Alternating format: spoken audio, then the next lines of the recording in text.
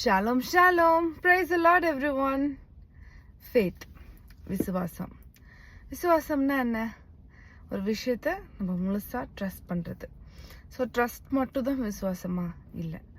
நம்பப்படுகிறவரின் உறுதியும் காணப்படாதவர்களின் நிச்சயமா இருக்குன்னு வேதம் சொல்லுது. ஸோ அப்படி இருக்கும்போது காணப்படாதவர்களின் நிச்சயமா இருக்குன்னு சொல்லியிருக்கே அப்படின்னு நீங்க கேட்கலாம்.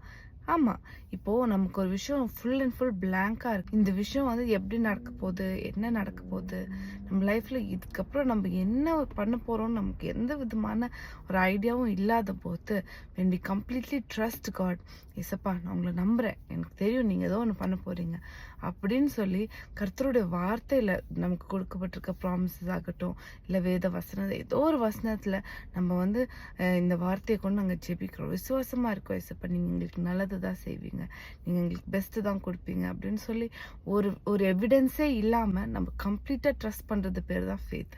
அதுவும் கர்த்தருடைய வார்த்தைக்கு ஒப்பு கொடுத்து கர்த்தர் மேலே நம்பிக்கையை சார்ந்து இருக்கிறது தான் ஃபேத். ஸோ இன்றைக்கும் அப்படி ஒரு சுச்சுவேஷனில் நீங்கள் வந்து என்ன நெக்ஸ்ட் என்ன பண்ண போகிறோன்னு தெரியாத அந்த ஒரு சூழ்நிலையிலையும் நீங்கள் கர்த்தருடைய வார்த்தையின்படி உங்கள் ஃபேத்தை கம்ப்ளீட்டாக ஏசப்பா மேலே வைங்க. கர்த்தர் உங்களை ஒருபோதும் வெக்கப்பட்டு போக விட மாட்டார். God bless you.